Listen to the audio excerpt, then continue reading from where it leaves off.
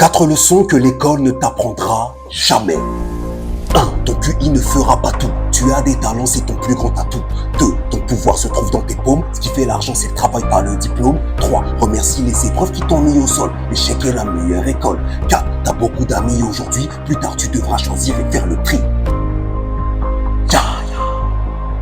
Yes, Yaya! Ma Yaya Family, c'est ton gars sûr, BR, le motivateur. Pour tous ceux qui ne me connaissent pas, et pour ceux qui me connaissent déjà, le Yaya des Yaya. Aujourd'hui, grosse vidéo comme d'habitude. On va parler des 4 leçons de vie que l'école ne t'apprendra jamais. Ni hier, ni aujourd'hui, ni demain. Ça ne fait pas partie du programme, mais que tu vas apprendre aujourd'hui avec ton gars sûr. Alors abonne-toi si ce n'est pas déjà fait, parce que la motivation, c'est chaque semaine sur ma chaîne. Et n'oublie pas de me laisser le pouce en l'air, ça m'encouragera. À la fin de la vidéo, laisse-moi un commentaire en me disant quel a été ton passage, ta punchline, ton idée préférée. C'est parti Yaya pour les 4 leçons de vie que l'école ne t'apprendra jamais. 1. Ton QI ne fera pas tout. Tu as des talents et c'est ça ton plus grand atout. Tu sais additionner, tu sais diviser, soustraire, tu sais même analyser. Et ça, c'est bien. Bravo. C'est ce que l'école t'apprend. C'est ce qu'elle attend de toi. Mais l'école ne te demande jamais qui tu es vraiment, ce que tu aimes vraiment dans la vie. Elle ne te demande jamais non plus ce que tu veux vraiment faire de ton avenir, Yaya. L'école veut orienter ta vie en fonction de tes notes. Alors dis-lui, écoute, mes notes sont peut-être bonnes simplement parce que je suis investi. Je suis quelqu'un de sérieux, bosseur. Mais ça ne veut pas dire que j'aime ce que j'apprends.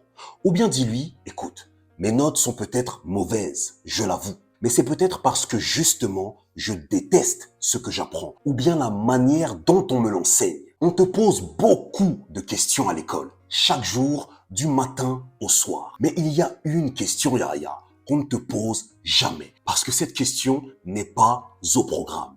Et cette question, c'est celle que moi j'appelle la grande oubliée. La voici. Qu'est-ce qui te passionne dans la vie? Alors si l'école ne te la demande pas, que faire, Yaya? Tu dois te la poser toi-même chaque jour. Tu dois te demander chaque jour qu'est-ce qui me fait vibrer, qu'est-ce qui me drive, qu'est-ce qui me conduit au quotidien, qu'est-ce qui me passionne. Et tu dois décider d'orienter toute ta vie en fonction de ça. Ça doit partir de l'intérieur, Yaya, de toi, de l'intérieur vers l'extérieur et jamais l'inverse. Mémorise. 2. Ton pouvoir se trouve dans tes paumes. Ce qui fait l'argent, c'est le travail, pas les diplômes. Pose-toi cette question. Quel est l'objectif de l'école? Pourquoi aller à l'école pendant tant d'années? Pour se faire des amis?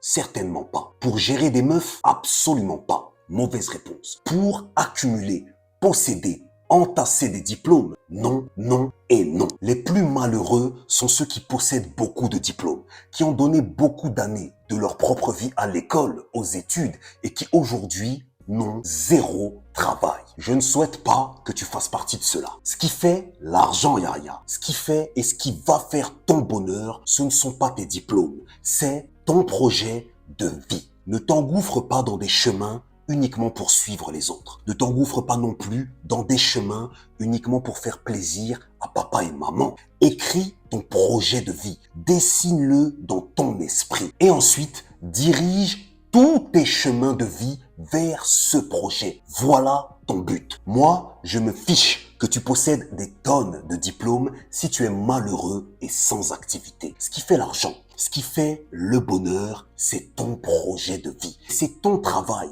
ton charbon au quotidien pour donner vie et pour faire exister ce projet de cœur. Et si tu as des diplômes, Yaya, ils doivent être au service de ce projet pour le renforcer, pour le développer, pour le propulser. Mémorise. 3. Remercie les épreuves qui t'ont jeté au sol car l'échec est la meilleure école. Un cours, une discipline, un examen qui manque terriblement à notre éducation et que j'aimerais tellement créer, c'est la gestion de l'échec, la gestion des épreuves de la vie. On rencontre tous des échecs et ça dès notre plus jeune âge. Personne n'est épargné. Mais personne Pas même l'école dans laquelle tu passes le plus clair de ton temps, le plus clair de ta jeunesse, ne t'enseigne l'art de te relever, l'art de tirer des leçons, l'art de te relancer dans la vie après un échec. Quel dommage! Il y a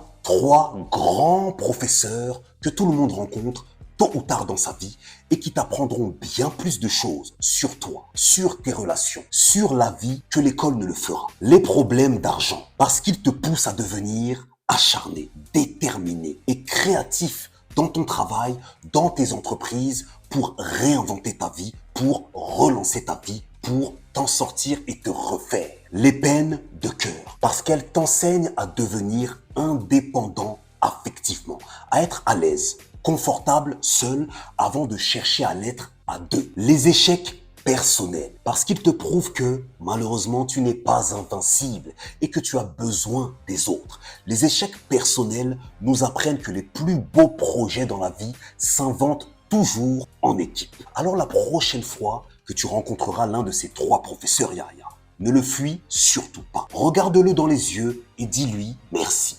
4. T'as beaucoup d'amis aujourd'hui. Plus tard, tu devras choisir et faire le tri. On est beaucoup au départ, peu à l'arrivée. C'est Lafouine qui disait ça. Yaya, 4 fois sur 5, quand tu n'arrives pas à faire ce que tu avais prévu, quand tu ne réussis pas dans une de tes entreprises, dans une de tes relations, dans une de tes ambitions, tu réalises en réfléchissant un peu qu'à ton propre manque de motivation, d'ambition, de travail, s'est ajouté celui d'une personne extérieure. Et cette personne, tu la connais.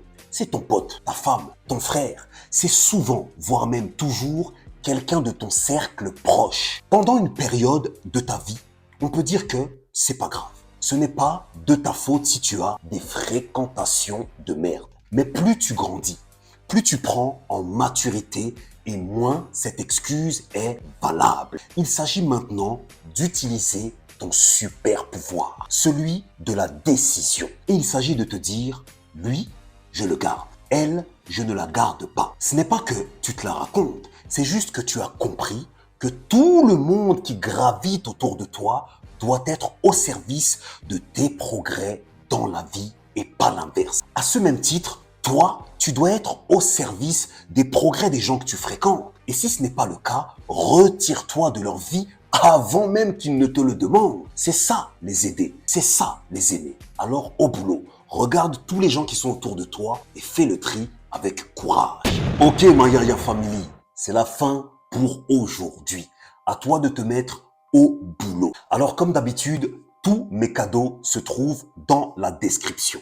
Et s'il y en a parmi vous qui sont chauds pour qu'on monte ensemble ce qu'on va appeler l'école de la vie, dans laquelle il y aura des cours comme gestion de l'échec, relations et sentiments, amour de soi.